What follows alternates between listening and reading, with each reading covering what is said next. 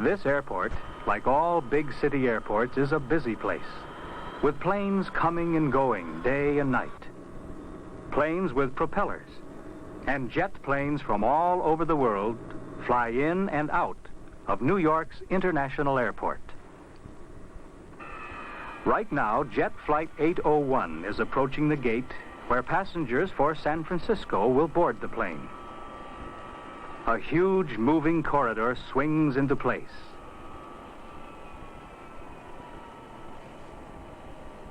It is called a jetway. Through it, passengers can board the jet plane directly from the waiting room, safely and comfortably, regardless of the weather. The airport bus is already bringing passengers for Flight 801. But Sue and Bob Allen are at the gate ahead of time. They are taking their first airplane trip alone. The passenger supervisor, Mr. Peterson, is there to help them. They can be the first passengers to board the plane, he says, as he leads them to the boarding area. Grandpa Allen is a little worried. You see, Mrs. Allen and I just couldn't make the trip to San Francisco. Their parents, they've just found a house out there, and quite naturally they want the children with them. Really, there's no problem. We often have children traveling alone. Oh, by the way, let me introduce you to our stewardess. Miss Murray, Mr. and Mrs. Allen. This is Susie and Bobby. Oh, it'll be fun having them on board. Say, it looks like you have another passenger here. Oh, she won't be any trouble. No trouble at all, except she can't ride in the main cabin. However, if she has a ticket, I'm sure Mr. Peterson will find room for her. Flight 801, non-stop to San Francisco. Grandpa and Grandma will have to say goodbye here, for only passengers are allowed to go out to the jetway leading to the plane.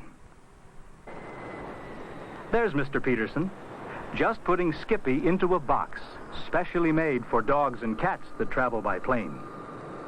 Goodbye, Skippy. Goodbye, Grandpa and Grandma, shout the children. And they hurry on to find a seat in the big and comfortable cabin of the jet. Now the other passengers begin to board the plane through the jetway. While the passengers get seated, Bob and Sue turn to the many interesting sights of the busy airport. Mechanics check and service the big jet engines. Men load luggage into special containers, which are then covered and closed and driven to a loading hatch under the plane. One container after another is then lifted inside the plane and moved into place by a conveyor.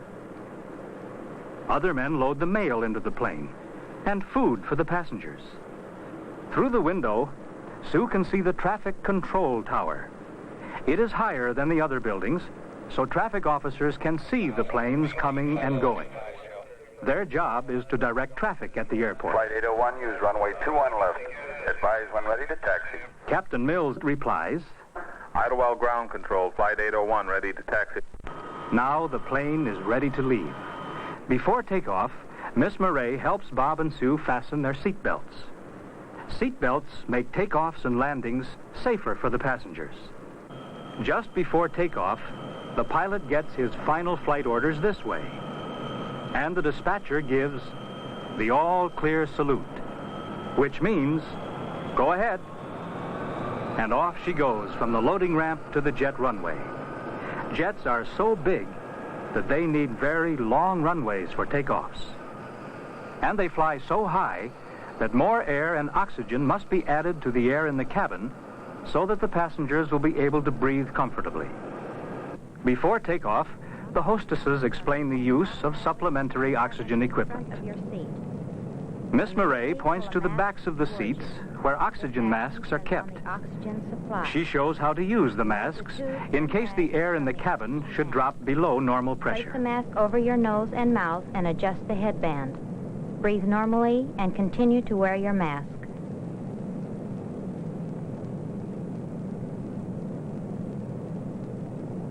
The captain pushes the throttle, and the big jet starts off. And finally, the wheels leave the ground. Oh, we're flying! Soon they are high over the airport, the 4 jet engines working at full power. Jet engines have no propellers. The plane moves forward because burnt gases are forced out through the back of the engine. These jet engines have enough power to fly at almost 600 miles per hour. The jet is climbing higher and higher, leaving New York City far below. Captain Mills welcomes the passengers aboard. Today we're going to fly at an altitude of 28,000 feet. Our flying time will be just under 6 hours. Captain Mills, his first officer, and the flight engineer sit in the cockpit of the plane. The cockpit contains hundreds of instruments. These instruments help the pilot fly safely in the busy air lanes. Right now, the captain is setting one of the radio dials. But look who is coming. Children, would you like to have some lunch? Yes, please. Oh, I'd love to. All right. Can you get your tray down, Sue? Yes. And while the jet plane flies over the green farmlands of the Middle West, the hostesses prepare lunch trays for their passengers. Here is one for Sue. And one for Bob. See how neatly everything is arranged on the tray? Meat, vegetables, dessert, and milk. Sue is enjoying her lunch. As the passengers eat, the plane continues its westward journey over the Great Plains. Would you like to take a nap? No, thank you.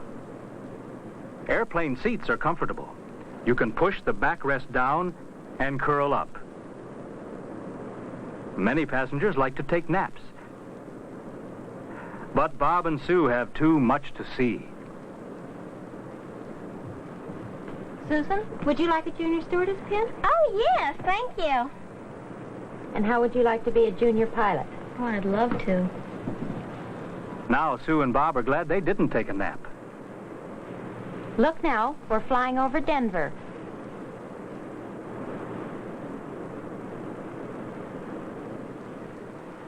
Miss Murray thinks that a little walk through the plane would make a pleasant change for Sue and Bob. She is taking them to the lounge in the front of the plane. Sue finds a map on the table. Miss Murray, where are we now? We're exactly here, Susie. This is First Officer Jennings. We are about to cross the Continental Divide.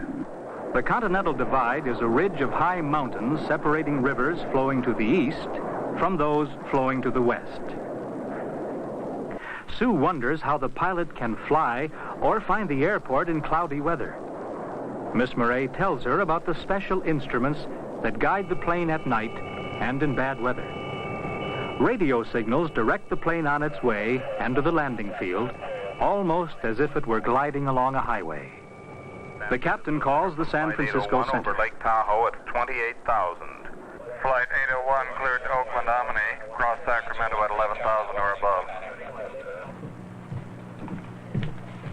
Susan, since you're a junior stewardess, would you like to pass gum for me today? Okay.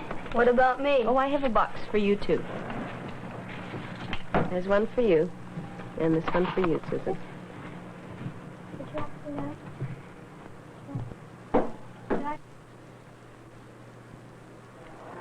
Sue and Bob's parents are at the airport well ahead of time. The passenger agent has assured them that the airplane is already over the San Francisco Bay. Fasten your seatbelts, please. Already?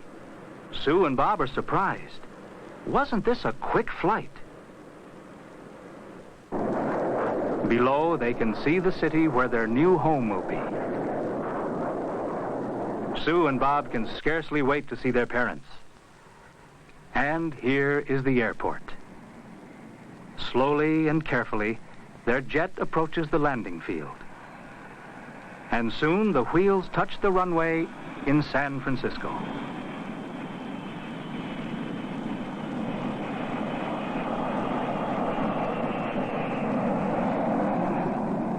The ground control officer directs the plane to its proper gate.